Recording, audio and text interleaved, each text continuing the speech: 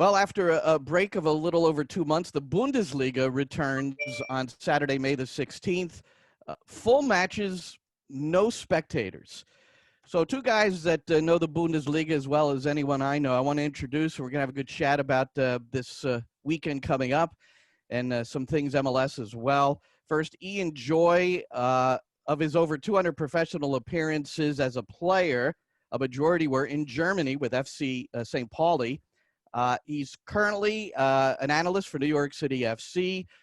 He's worked for Fox Sports as their studio analyst since 2015.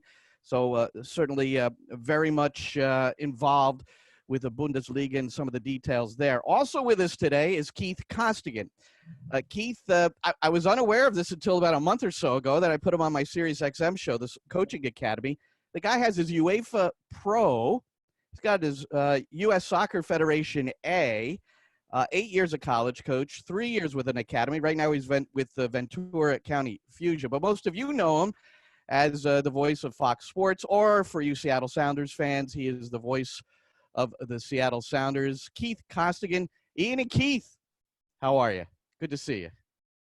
Good. Excited to get back to some games this weekend and finally have something to watch. Yeah, it is kind of, well, I want to tell you a really quick story. So I had a Belarusian Premier League game on my computer, and I've watched a little K-League, the South Korean league, but I had it on. I just cranked up the sound. I wasn't watching it that closely, and my wife walked in from the other room, and she made this comment. She said, "It's really nice to hear the sounds of sports again." Wow. Isn't that something? And but there's this morale part of it, Ian, where people are just so stoked about just having anything. What do you think? I couldn't agree more. And I think my wife is also happy that sports is looking like it's going to return pretty soon, especially it is in Germany at the moment. The way it looks that way, I think we're all happy. I think we need it right now. I know it's a tricky situation and it's a difficult thing to put into place, but we need it for morale boosting. We need it for that mentality. And for life in general, I think we need sports back because it gives us something that we're so used to having every single day in one way or another. Different sports gives you different pleasures. And I'm so glad that soccer's coming back, and especially the Bundesliga. It's obviously a passion of mine and Keith's, and to have it coming back, I'm intrigued how it plays out, but delighted that it's making a step forward. Hey, Keith, before you comment, I want to read this this just came across. Now, this is a different league. This is the Premiership. Danny Rose from Spurs. I don't know if you saw his quote. Yes, yeah. Government is saying bring football back. This is Danny Rose, because it is going to boost the nation's morale. I don't give an F about the nation's morale, bro. People's lives are at risk. So we have this, there is this conundrum. And, you know, what have you heard about what players think? Have you gotten any? Ian, you can chime in too at some point. What are the players thinking about? I think the players are very aware of what's going on in the world, and they want to make sure that they're not being insensitive to you know, everything else. The most important thing right now for everybody is the health and safety of their loved ones. Players are no different in that regard. So I think what Danny's saying is right. It's not on players to go out there and boost the morale of everybody. It's on governments to make sure they're making the right decisions. So we're seeing the incredible death tolls drop and less people get infected. I think players want to come together. They want to know that they're a part of this decision to come back and play. They want to know they're going to be safe. And, you know, I don't blame Danny for saying that. And I think players want to make sure that they're not viewed as a distraction to what's going on. They want it to come back when everybody's starting to get better and we're seeing light at the end of the tunnel. So I'm not surprised we're going to hear that. I think we're going to hear from more players down the road. But ultimately, I think it's a case of saying to the government, hey, you've still got to do your job in terms of making sure people are healthy. Yeah, well, I think as far as the British government goes and the way they've handled the situation, it's maybe one of the reasons why he's slightly upset. But every government is different. Every country is different. And all different nations are dealing with this virus in different ways. It's very difficult. And I'm glad you asked the question in the way you did, because every single player is different. They have a different mentality. They have a different view to this. Me and Keith differ on certain things about coming back and bringing this game back. And I think that's only natural and normal. We just think differently towards it. But we all want the same thing. We all want life to return to normal. We all want sports to come back. We all want soccer to come back. And we're all delighted that there is a step forward in a positive way. But again, I'm not surprised that players are starting to speak out now, because they're not necessarily just worried about themselves. They're worried about loved ones. They're worried about their communities. And what happens if families have health issues when they're putting their players into this position where they're at risk of catching this virus? I mean, there's so many different ways you can look at this. You only have to look at the rules and regulations that the Bundesliga has put into place to realize that they're taking this incredibly seriously. But to make it work, you have to have the complete respect and discipline from every single one of those players. Otherwise, it doesn't work. Well, we've had a couple of players that have made their way out into public. Kalu from Hertha Berlin, who tested negative and then went and started shaking hands with his teammates, and I think he's been suspended. So you're right. There's got to be a certain level of discipline here. But there have been positive tests for COVID-19 amongst players or staff in the Bundesliga. So with that in mind, do you think it's safe to start? I mean, that's a consideration here. I would say, and Ian, I'll push on to you after. I would say I don't think in Germany this decision would have been made had they not believed it was in the safety of all the players. They've implemented the testing. Myself and Ian talked about this last week. He would text me early in the morning and go, "Hey, did you see there's 3 players at Cologne tested positive?" And we kind of went back and forth. And I took it upon that, hey, look, the fact that we're testing, we're finding out who does have this. We're isolating them from everyone else so the rest can play. So I think if you just blindly go out on the field, you're not doing testing in the correct manner, you could have a real issue, because all of a sudden it becomes 3 players becomes half the squad and you can play games. So I think the early testing, I think there was 1,700 people tested and it was 10 tested positive. They were removed very, very quickly. Right. I think that says a lot about the way Germany has handled things so far. Now, none of us can predict what happens in the future because we've never been in this position before. But as a start, I think to have it only be 10 people out of 1,700 testing positive, to have isolated them away from the group and given the rest of the players an opportunity to play, for me says that we're moving in the right direction. So I think it's a positive that we got that early. Right, but let's be honest here. The reason why the Bundesliga is returning so quickly is a financial reason. Sure. Not for anything else. It's a financial reason to try and keep the Bundesliga intact, the Bundesliga as we know it. Otherwise, you are going to see smaller clubs, less or worse financially run clubs losing out completely. And there may be a chance that we lose a couple of clubs because of what's going on. If sports doesn't return and if this doesn't work, that is exactly what we could see. I mean, you only have to look at the regulations that Bundesliga have put in place. And to do that, you have to go through a 51, 52-page book in German. I mean, it's incredible. I think we have seen recently. Have you translated it for us, Ian? You have that translated for us? Every night. He reads it to me every night. We're on page 4. I put to sleep every night by reading it. It's ridiculous. I mean, the rules and regulations are very frustrating. I've spoken to a number of coaches. One in particular is a close friend of mine, former teammate from St. Pauli. He's the assistant coach in the Bundesliga in the top flight.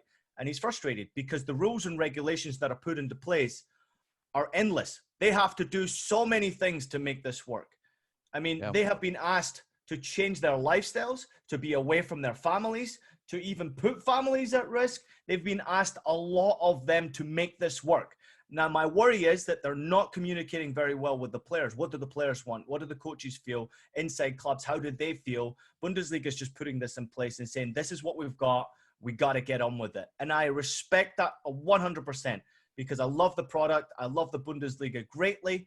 But some of the rules and regulations, if you go through it, from not allowing players to spit on the field, no handshakes or high fives after goal celebrations, you have to take your own shirt and jersey home after games to wash. I mean, this is not soccer like we know it that's coming back. This is just soccer coming back in a different way to help financially secure the Bundesliga for the future. And I have to respect that. And no spectators either. Now, did I read it right, Keith? The games had to be played by June 1st in order for the TV money to kick in? Something like that, right? Or did it have to resume by then? I think it might have been resumed by then. I know the next game that's played is the one where the next payment is made for the Bundesliga. So it was vital to get this first weekend underway. And not suggesting that once that's done, there'll be less of an impetus on playing the rest of the games. But yeah, I mean, as Ian said, we don't like to say things like that. We don't like to say when people are losing their lives to say this is a financial decision. But that's a sad reality. You know, people that say, well, hang on, hold off. People are going to lose their jobs if football doesn't come back in some way, shape or form. So I think that's why you see clubs scrambling. But he makes a good point about players. I think you have to involve them in the decision-making process. We heard with the Premier League yesterday where they had, you know, representatives from every club at Project Restart. But are the players being represented? That's all the players want. They want people to understand, look, we will play our part in this, but you have to involve us. You have to make us feel safe as well, because they're only human. So, I mean, I hope the Bundesliga have done that. It seems like the players are all on board. Look, 90% of players, I would say, want to get back on the field anyway themselves. You know, mental health-wise, everything. They just want to be out there. But you still have to make them feel as comfortable as possible with those decisions. So, that remains to be seen over the next couple of weeks if that's the case, if we'll hear more dissenting voices. But it is a vital part of this being successful. That's a lot different from what we recognize over in the States, Glenn. For Major League Soccer, for Major League Baseball, obviously the ruling that we've heard this week that they're going to now discuss a plan that was approved by owners now with players. That doesn't happen in the Bundesliga. You know, when you're in Germany, you have your team, your club. The club then is the one that's responsible for you. You're the one that has complete communication with the club. The club then communicates with the league. There's no Bundesliga going to the players and saying, well, here's the players union. Let's talk about this. No, it doesn't work like that. The Bundesliga have put this in place, and the clubs have got to try and deal with it in the best way they possibly can. And the clubs are in a difficult position here because each region has been affected completely different by this virus. Each region affected, each club is therefore affected, then the players are affected because their training regime has been difficult to catch up with as well. So we're not going to see teams, in my opinion, 100% fit, match fit, ready to play. We're going to see a different soccer, and I guess it's going to make it really open league. Well, let me ask you, Ian Joy and Keith Costigan, our guests here, the Bundesliga guys. As May 16th, Saturday, will be the opening match. The very first test is going to be Dortmund Schalke. Now, what about this, guys? This is an intense rivalry. Generally, you will see supporters on both sides gathering in masses outside of the stadium before the match, outside of the match. So we know no one's allowed inside. And regional police are really wary of this. In fact, the Regional Police Union had originally expressed strong opposition to restarting the season because of this. So what do you think about that, Keith? I think you've seen an announcement from Dusseldorf and their ultras today saying they will no longer be involved in anything. They're not going to have gatherings for games this season. I think you have a pretty intelligent fan base in Germany. They understand that, yes, we want to get out there and support the team. Yes, we want to be together because that's, as a fan base, what you do. But there's a bigger picture here. So as much as it's out there, as much as, you know, the police have to be aware of it, I don't think it's going to be an issue in Germany moving forward. In terms of games, in terms of tests, no bigger test than the Ruhr Derby coming back in to you know, put everything in play. But ultimately, I think Dortmund, Schalke, their fans, you know, might rib each other a little bit on social media over the weekend, but they understand that, look, we can't get together for these games. We can't make it about us and maybe ruin the season if we did. So in Germany in particular, I don't think we're going to have an issue with fans trying to get around the stadium, gathering together to watch games. I mean, Ian, you might be able to speak a little bit more on it, but from everything I've seen, the message from ultra groups is that's not going to happen, and that's a positive, and it has to be that way for the league to continue. It's really intriguing to me to see how the supporters group react to being told what to do, because in Germany in particular, the fan groups, they do not like to be told what to do. They like to have their voice heard. They like to let everybody know who they are, where they are, when they're there, and they want to be heard all around Germany. Now, the biggest problem I see right now is that they also recognize, some fans, that this is maybe a little too early for their supporters groups. They're also looking after their own health and safety. But what the league has done is they've implemented a rule and basically said to the fan groups, especially the ultras, which we have already witnessed around games that had already banned supporters, where groups of supporters were turning up at stadiums and chanting from outside the arenas that they wanted to show their support to their team. You can't do that anymore, because if fan groups turn up around the stadium, automatically the away team wins the game. So it's a rule that's been put in place because of this, to prevent fans from turning up to the stadium, which again is it's unbelievable to me. It's something that's completely necessary, because it's the league telling everyone that they are for real with this. They're very important rules that are in place to protect everyone's safety, but also to be smart and make the right decisions, which at times German supporters groups, and me and Keith have called games. I think the last game we called, Keith, was suspended, the Hoffenheim game. It got suspended 10 minutes before. Yeah. Right, because they wanted to have their voice heard in disagreement to the Hoffenheim owner, who's been quite influential since this virus is actually in Germany. But for me, it's something that you got to keep an eye out on, because the German fans are one of a kind. They like to do whatever they want, whenever they want, wherever they want. But I really hope common sense takes place here, because safety and lives are at stake with this. We don't need communities and cities affected by this virus. And especially when it's was it a Gladbach game, I think, before the break, where the fans did gather outside? But I think, to be fair to fans then and now, what we know about this virus is very different now than it was back then. In March, it was almost surreal. Even when I heard about it myself, it was like, okay, well, I'm still going to go out to a restaurant, it just, I mean, the information came so quickly, and we saw Madrid fans go to Anfield for European tie-in travel. That wouldn't I think fans are more cognitive and aware of what's going on now. So hopefully, common sense prevails. Yeah, but if you want to try it out, throw in the Ruhr Derby and we'll try it out firsthand. I mean, two of the most passionate supporters groups in the whole of Germany in the first game. I mean, we'll find out from match day one whether the fans are taking this serious. Yeah, that was Gladbach and Cologne playing behind closed doors. That was the last game before it stopped, and there was a gathering outside. But you're right, Keith. I mean, a lot more has been learned since then. And Melissa Reddy, I know you both read her. She covers Liverpool. She put out a recent story which really supports the supporters in that you need to trust them, because they've been an influential part and an important part of COVID-19 and how they're affecting their communities and supporting their communities through all this. So I think it's something to watch closely, and I'm sure we'll have a halftime report or a pregame report on that match. Dortmund Schalke coming up and kicking off at 9:30 a.m. Eastern time on Saturday on FS1. How about the story about Dresden? Now, we're talking about the competition now, the sporting side of things. So Dresden won't be able to kick off. They've got 2 cases of COVID-19, and they've quarantined their whole team for 14 days.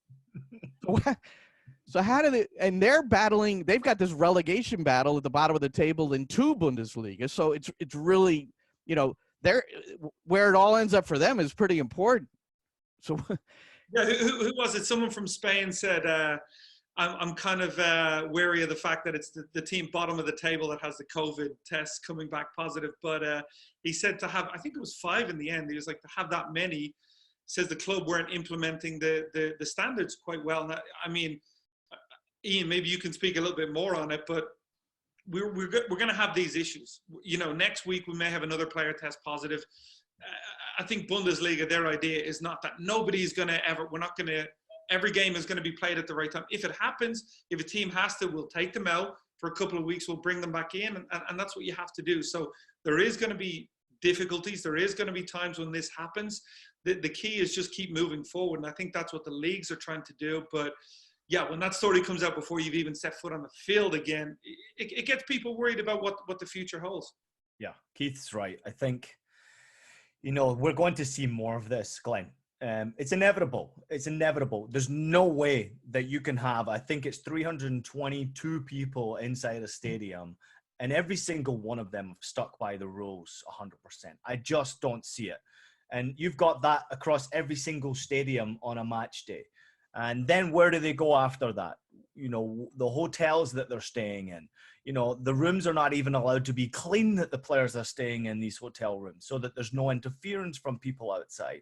You know, they can travel in their own cars. They can't car share. Team buses doesn't work. You've got to have space on the bench. I mean, life as we know it is completely changed. And it is inevitable that something's going to happen. And when you're taking so many tests, like Keith said, it's inevitable that someone's going to test positive, whether it is a severe case or not severe case. It still is a positive test, and they have to take all precaution necessary. But this is the Dresden situation came up in poor timing because the league is obviously just about to announce when they were coming back. Not that I'm a fan of Dynamo Dresden whatsoever. It's a club I despise, but at the same time, tell us how you really feel. yeah, it's a club I really don't like. I played my first game in Germany in Dresden, and then also their fans don't get on with the St. Pauli fans for political reasons. So I don't like don't like them at all. But what I will say is that I care about people. I care about human beings, and I care about the safety and the lives of people. And whenever you have to take a decision like this and say, hey, listen, we've had players who have been in contact with all the players, and this is just after full contact training was approved. It's amazing. I mean, they have been training in 1s and 2s and groups of 4s up until they got the go-ahead from the Bundesliga, and then bam, automatically there's a test. 2 days later, 2 days after. It was. 2 days after. Can you imagine the Bundesliga office? They're like, look, we're ready to go. Wait, we've just got an email from Dresden. We'll read it later. Just get this, you know. Oh, jeez. I find it hard to laugh because it is such a dangerous thing, and of course lives are being lost. So I find it hard to laugh, but at the same time, they're pushing ahead with this. So we've got to take humor in it. We've got to keep the spirits high, and we've got to look at this in a crazy way, because it really is an unbelievable way to push forward. I respect the Bundesliga greatly and the work that Christian Seifert has put into to put this into practice. Every single league around the world will be watching the Bundesliga, and all sports will be watching the Bundesliga to see if this works. And I pray and I hope that it does. But I definitely believe that Keith is right. I think we're going to see a lot more positive tests as time goes on. I guess the big question will be which players test positive. If it's a Lewandowski, it's a different news impact than it is if it's a Dynamo Dresden player. So, and you're right. Leagues across the world are going to be watching this. I mentioned at the top, you have the Belarusian Premier League. They've been playing. The K-League in South Korea. Nicaragua has been playing. There might be more, but those are the ones that I've actually taken at least a little glance at. But this is a major league, and baseball, everybody, right? Every sports league across the world is going to really look at this. You think?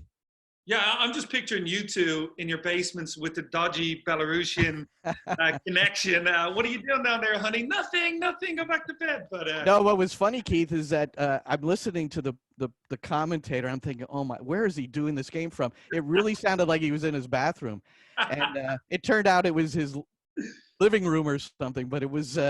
It's a challenge. How about that challenge, Keith? Calling a game where there's no spectators. Are they going to be piping in sound, or how are the commentators? What's going to happen? I was Major League, the baseball movie where there was no fans, and the commentators said, "Listen to those fans," and he's like, way to go!" Like it would be. I mean, I don't think we've done one where there's been no fans. I mean, it has to be tough just because we're always thought we like to tell the story of the game, but there's moments where the fans tell the story of the game, particularly in a derby match like Schalke and Dortmund, where it's just an incredible atmosphere. So all of a sudden the nat sound isn't there. So when you go quiet, it's a really dead air for the listener. So I think it will affect the way commentators do games. It'll be new, but until we get a vaccine for COVID, this is going to be the new normal. It's not going to change going into next season either. Something we'll have to get used to. I've been of the mind where inside the stadium, whether it be the home team, can pump sounds into the stadium just to give it some kind of atmosphere that will come out over the broadcast. I would be for that. But ultimately, until we get fans back in the stadium, it is going to be a little bit awkward and a little bit different for all of us. Yeah. We've probably all watched games, Ian, where, and you've probably done a game where so many games are done from the studio these days, where all of a sudden the natural effects are lost. And now you're hearing but that loss of atmosphere really impacts the broadcast. Well, get ready for it, Glenn, because that's exactly what's going to happen. And I would imagine between now and the end of this year, it's going to stay that way as well. And I know the Bundesliga has high hopes that in September, supporters will be allowed back inside stadiums, but I think it's highly unlikely that that will happen in 2020. Yeah, it's very difficult. It's very interesting. Keith will tell you this as well. You know, we've played in games where there's been nobody in attendance, and we've played in games where there's been 20,000 in attendance plus, and it's a completely different game. The way you push yourself, the mentality you go into games, you know, the way you organize yourself, the way your teammate communicate with you, how you communicate. I mean, it's a completely different match altogether. I don't know if any of you guys watched UFC return last weekend, but very similar. You're so used to listening to this incredible loud attendance at a fight. But all of a sudden, you can hear every single punch. You can hear breathing. You can hear the commentators were actually being heard by the fighters and by the coaches in the corners as well. And this is the way everything has completely changed. We're going to have to find a new normal between now and the end of the season, and now until this is completely over. And it's strange for all of us, but it's completely necessary to make the Bundesliga prolong it as we know it. If we want the Bundesliga, you're not still playing it, because to hear you on the field, some of the words you use, that wouldn't have been allowed to go out on air at 6 a.m. I can tell you that. That would have been the 10 p.m. watershed with some of his colorful language. Well, here, this one. This is another interesting point that was in the 51-page rule book. Goalkeepers are not allowed to scream for no reason in between the sticks. That's one of the rules. For no reason. For no reason. For a goalkeeper can't just for no reason scream, especially when it's a corner kick and you're supposed to keep your distance from players. And this is why it's completely different. There's no screaming in people's faces, and there's no screaming within certain areas of where players are close by you. And that is something I would never have thought would have been in there, but it's in there. So what would the a foul would be called? I mean, what would the result of that be? Because a goalkeeper, out of all the players on the field to take away their communication, that's the one that needs it the most.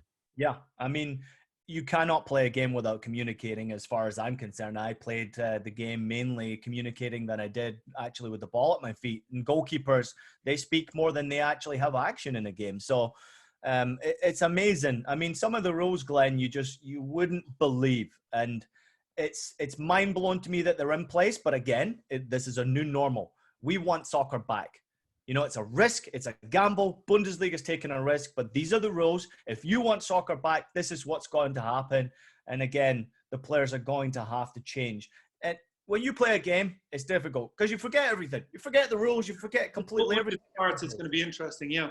Yeah, high fives after games. I mean, come on, Keith. I mean, me and you give a high five in the booth when there's a goal, right? I mean, there's no way you can't have that passion after scoring a goal. What happens if you score against Schalke? You're a Borussia Dortmund player, and you know you're not going to high five. I mean, this is just it's really intriguing to me. See how it's going to play out, and it's going to affect who's going to win championships and who's going to end up in Europe and who's going to get relegated. There is going to be one positive on the field for me, something that I don't like to see, and I think hopefully we take this on moving forward when everything is back to what we consider normal.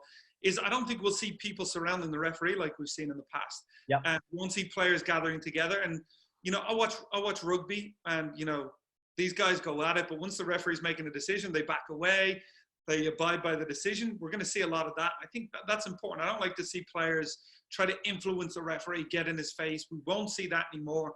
Hopefully that's something we can take from this and make it a part of the game moving forward as well. But again, players are going to forget, right? They're going to forget. And when a decision goes against you, you watch. It's only a matter of time before someone gets a yellow card for standing too close to a referee.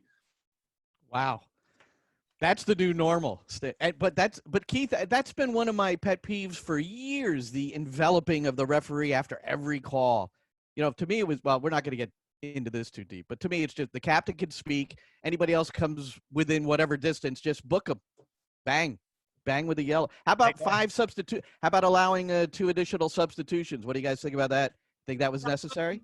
I'm for it now, just because of I think Ian talked about the new football players not being fit. I think it's important to allow players or to have an understanding that players playing 60 minutes, how it increases in terms of the possibility of injury after 60, 70 minutes. So the ability to make more changes is important. I don't want to see it long term, just because I think it hands a bigger advantage to the really, really top level clubs who have squads of 18, 19 world-class players. And, you know, you play well against Bayern for 60 minutes and then all of a sudden they have 5 world-class changes to come in and fresh legs. I don't want to see it long term, but for now, I think it's a smart move, and it's a move that has the players' welfare at first and foremost, and that's a good thing.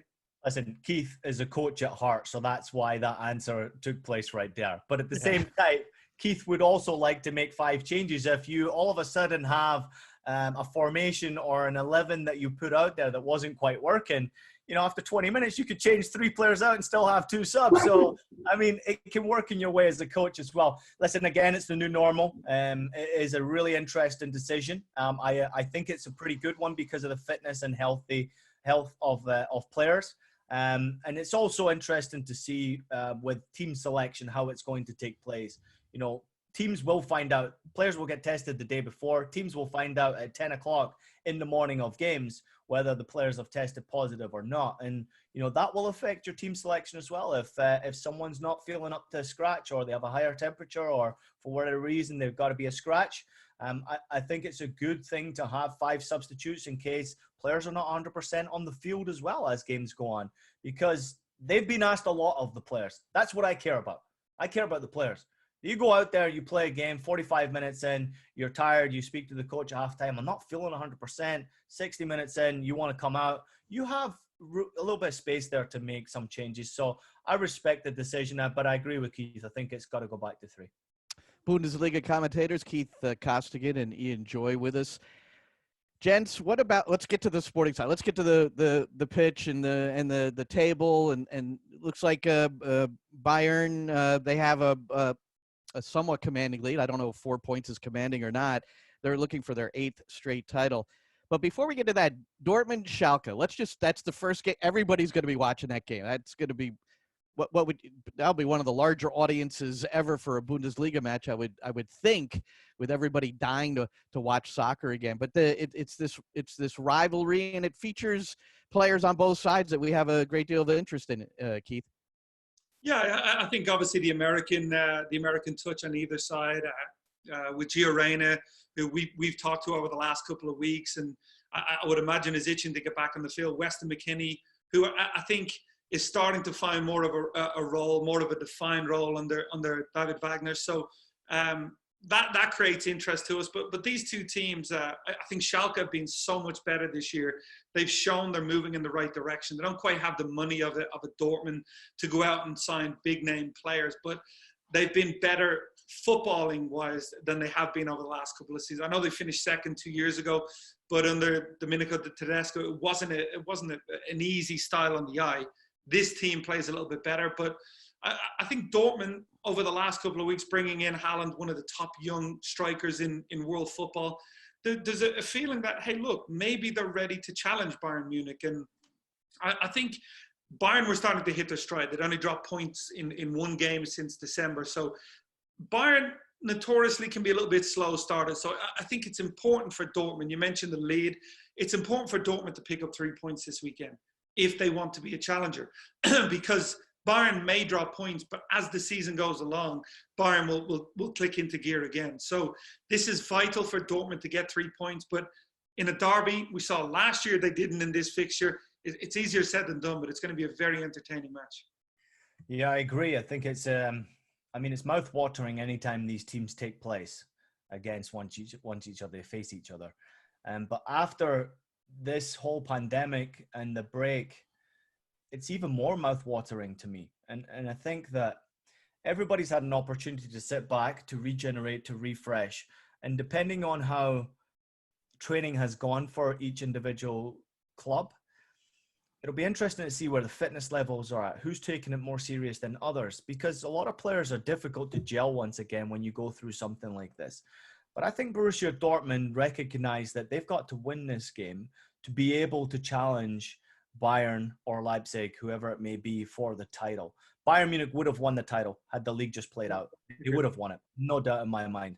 But Schalke, this might have come at a good time for them. And I hate to say it because obviously what's happened, but they looked like they needed a break. And they sort of burned themselves out. They had such a phenomenal season, but they went on a 2 or 3 game losing streak. And then, they drew just before the break. But I think that came at a good time for Schalke. And for Borussia Dortmund, watch out, man. Because if Schalke have been training incredibly hard, they're both in the same region, obviously. So same rules, same regulations. It'll be interesting to see who comes out on top. I mean, we don't know. I mean, my father, he's a gambler. He likes to bet on games, and he's asking me for tips about games. I said, the Belarusian league, right? I said, Dad, don't even know who's going to play. So how can you tip for games like this? You cannot tip because they're 2 phenomenal squads. Borussia Dortmund, clearly better quality, but who wants it more in a derby game, especially after such a long break? It's going to be a close game, and I'm excited to see who ties them. I will say, Glenn, just looking at, I was looking at the fixtures over the first 4 or 5 weeks, and if you had to pick a schedule out of those top 3 teams, you would pick Leipzig's schedule. They don't have a team that jumps out and says to you, this is going to be really, really difficult. They play games you would expect them to win, but again, Ian mentioned the break, you don't like to say it, but coming at a right time. I thought Leipzig were starting to hit the skids in Bundesliga play. Yes, they were playing well in European competition, but I think they'd drawn their last 2 games. They were a team that were actually ahead in the Bundesliga standings and then fell behind. But I think if you look at Bayern, they played Leverkusen, who beat them earlier in the season, playing a really good, pressing trap. And Bayern have to play Dortmund again away. Yes, I know there's no fans, but that's always going to be a difficult fixture. So I think we're going to focus on Dortmund and Bayern because that's who the race has been over the last couple of years between. But Leipzig just sitting in 3rd place right now with a run of games where they can and should pick up wins. They can be there or thereabouts at the end of the season. I believe it's the second last game of the season. We were supposed to be there to call it originally. Is Leipzig and Dortmund. So that game, making me sad. Yeah, looking further down is really one that could be a marquee matchup. It could be one where Bayern are cheering on Dortmund to take care of Leipzig or whatever the permutations might be. But it's going to be so exciting over the next couple of weeks. You better believe it. The Borussia Dortmund are looking at their schedule, and this is one of the toughest games that they've got coming up because, as you mentioned, they've got Leipzig and they've got Bayern. I mean, they have a really tough schedule going into the close, but there's something about Borussia Dortmund that tells me they're not going to give up here. And this might have happened to their benefit. Who knows? I mean, nobody knows, Glenn, right now. It's crazy. Well, before we leave Dortmund, Gio Reyna, 17 years old. Now, my Gio Reyna story is when he was 15. He had just turned 15, I think. And he was with the New York City FC Academy. And it was during an international break. And so Patrick Vieira was calling in some of the Academy boys to fill out the training session, and they had a scrimmage scheduled for one day. The final score of the scrimmage was 2-1. Gio Reyna was on the game-winning squad, and he had scored both goals. So, he was proving early on that he could play with the big boys. Obviously, it's, the Bundesliga is different than an interest squad during an international break at MLS, but you saw it early on. So I would appreciate what you guys see in Gio Reyna that makes him special. Keith? I mean, for me, I got to watch him very young as well. He comes from great footballing stock, first of all. And that doesn't automatically mean you're going to be a good player, but he's a very level young man. I think you could tell that early on. There was a lot of interest. Liverpool were one of the teams that were talked about in terms of where he might go. But I think he's been strategic as well. He picked a place where he said, look, Dortmund are a team that has a history of developing young players. You just need to look at Christian Pulisic.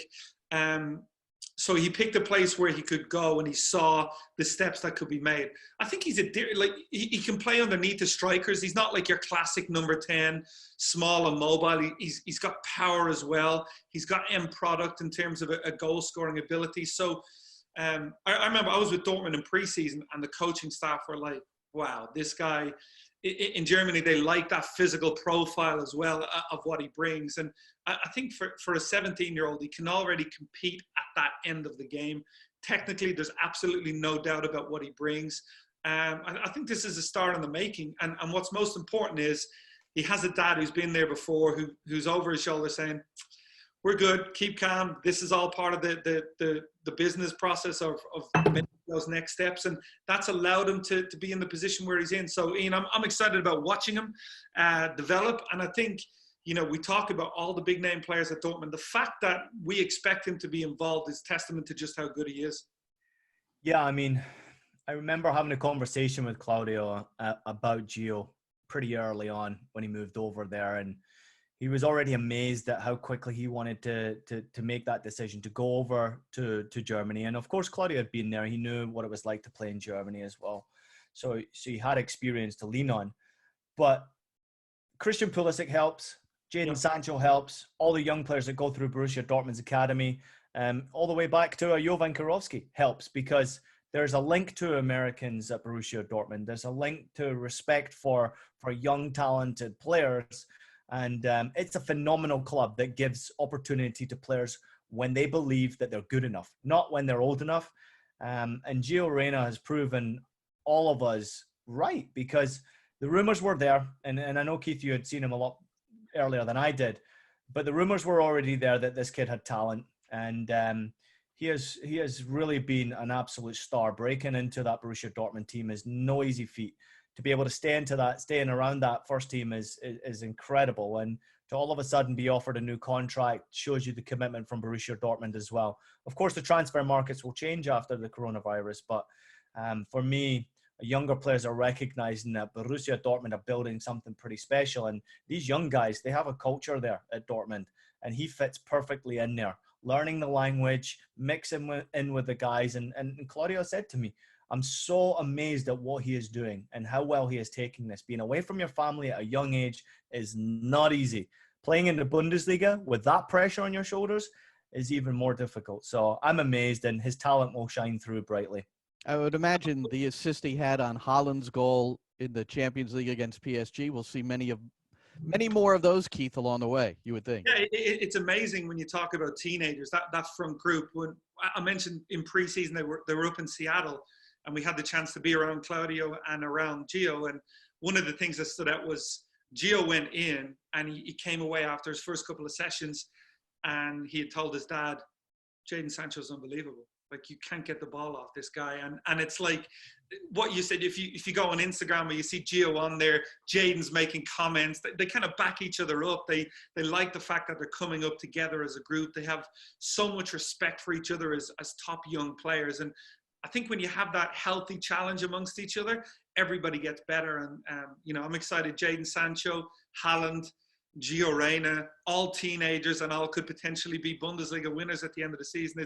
It's remarkable the job they've done with bringing young players through. And I guarantee you the next group of young players in this country and in England maybe as well, looking at Jadon Sancho, are looking at Dortmund and saying, well, that's a club to go to. They really push you on and give you the ability to play at the highest stage.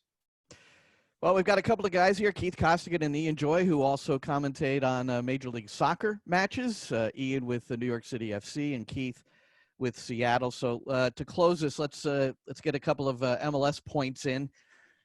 They're calling them ghost games in Germany. I guess Don Garber termed it MLS studio games whenever it gets going here.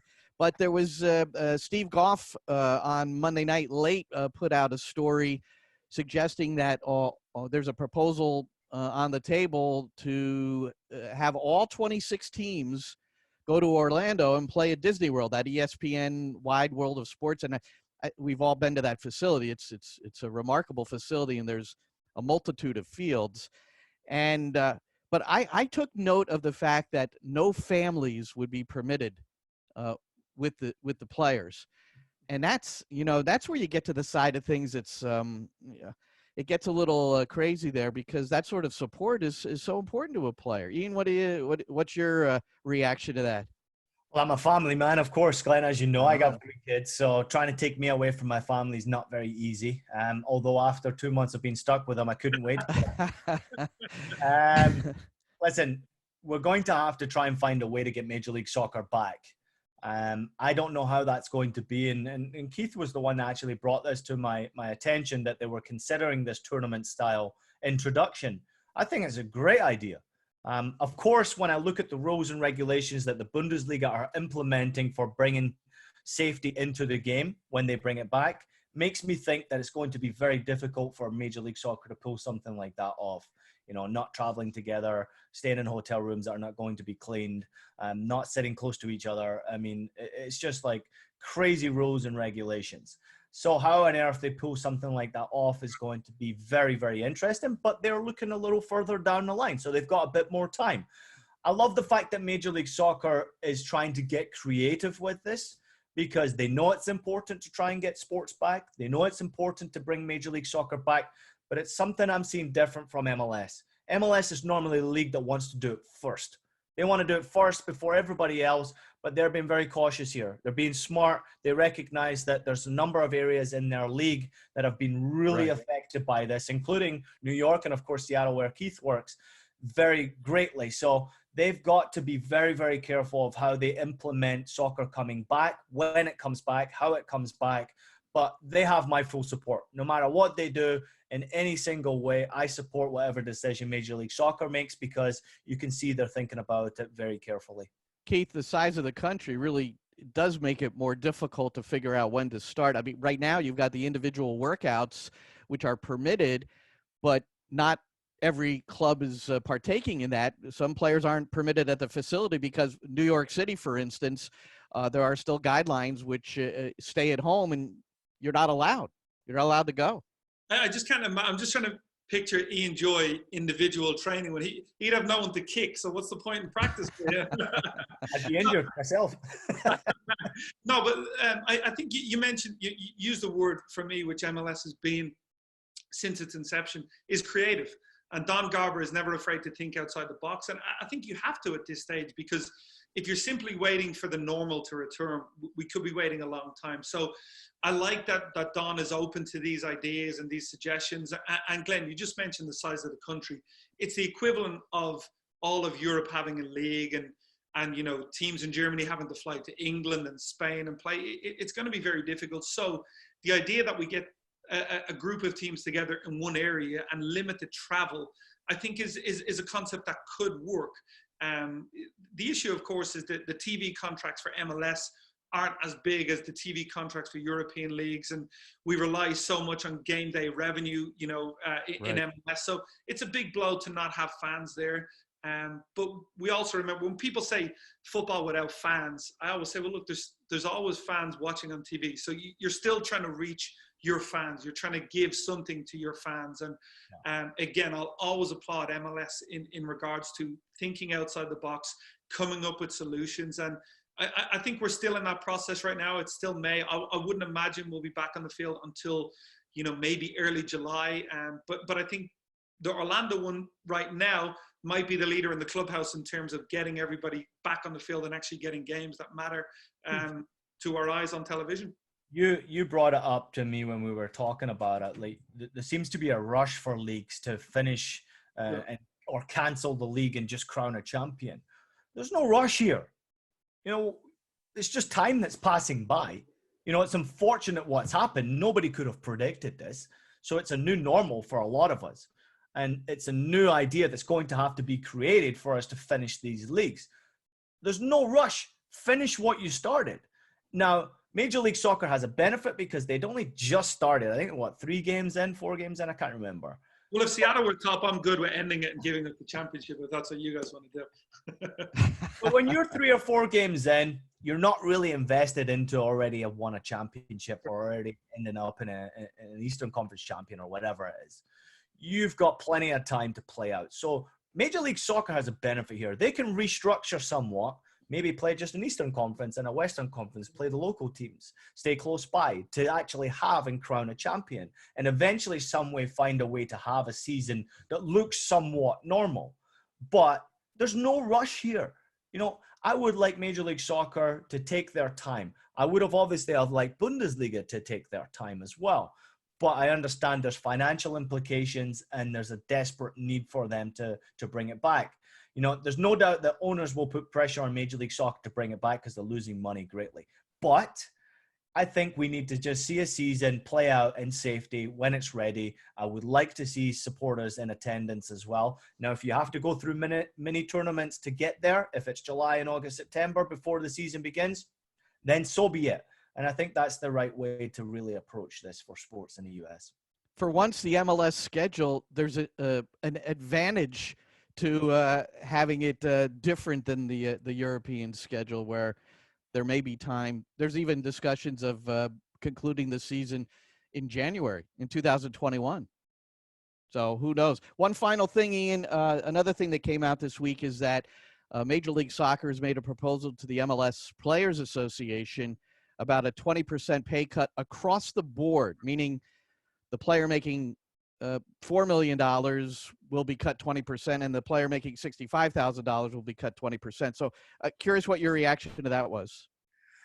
I mean, I think it's understandable and it's expected, really, that the players are going to have to take somewhat of a pay cut here. And again, it's a different way because Major League Soccer is obviously in charge of the whole situation here.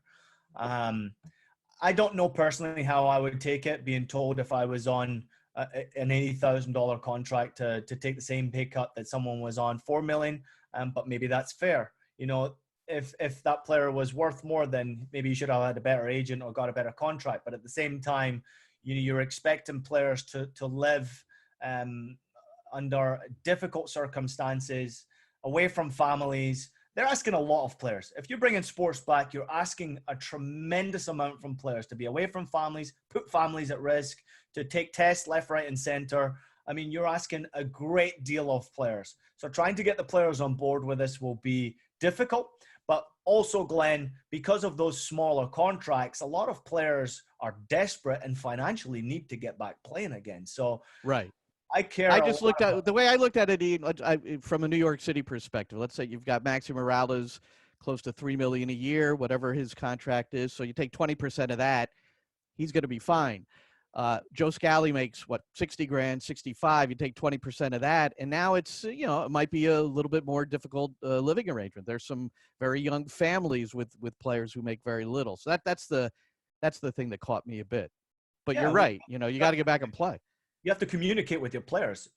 As far as I'm concerned, what City Football Group have done with their players is they've communicated with every single one of their players to make sure they're okay, that they have everything they need to get through this, that their families have everything they need to get through this, that they have support, they have people to speak to mentally, healthily, like they are taking care of their players immensely because they have that big City Football Group to turn to.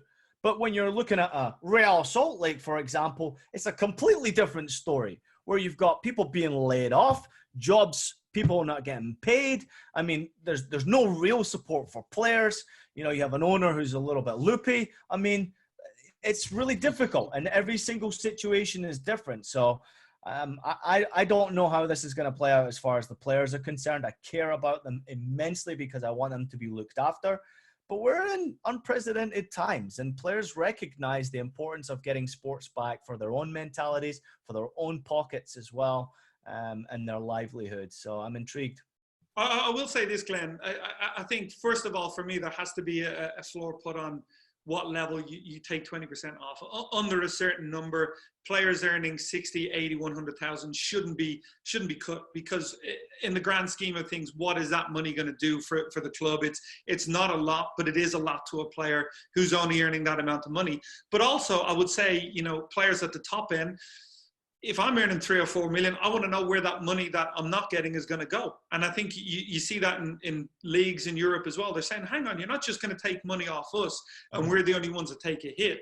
Sometimes, someone else has to take a hit as well. So personally, if I'm earning 3 million a year and I have to take a 20% hit, I'm going to do it. But I also want to have a say in how that money is being used to protect some of the staff at the club, perhaps, that are going to lose their job, and, make sure that money is going in the right place. So look, it's difficult times. There's going to be a lot of difficult decisions.